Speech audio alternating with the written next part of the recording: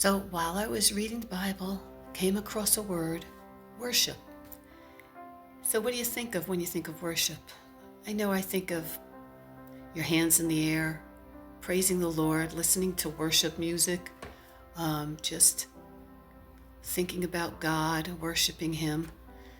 But actually, the Aramaic definition of the word worship means also to surrender, to bow down and to surrender. It means all those other things too, but also to surrender. And so when if you be honest, that word surrender has kind of like a negative feeling that brings up surrender.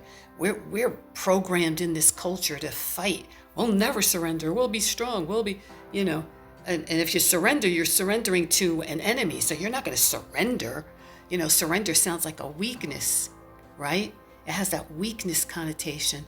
And the Lord said, but to remind everyone who they're surrendering to. You're not surrendering to your enemy. You're surrendering to a loving God. You're surrendering to the Good Shepherd who lays down his life for his sheep. He's the one you're surrendering to. And so he's protecting you from your enemy.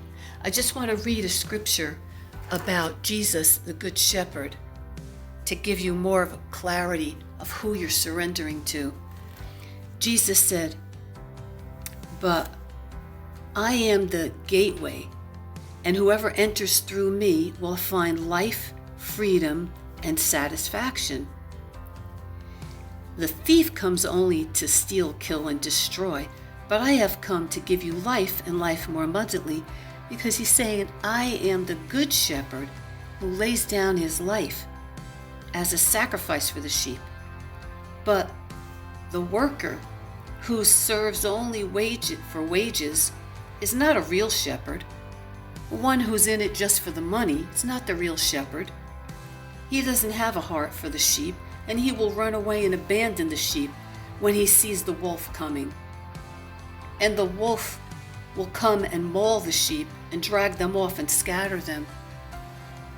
Jesus is reminding us he's the good shepherd who laid down his life for his sheep. They didn't murder Jesus. He laid down his life voluntarily. Like it says in the Bible, he could have sent legions of angels to come and rescue him off that cross. But yet he allowed it. He laid down his life because he's the good shepherd. So when you think of the word surrender, remember that you're laying down, you're surrendering that problem. You're surrendering your sorrow. You're surrendering the mind that has racing thoughts and anxieties and fears.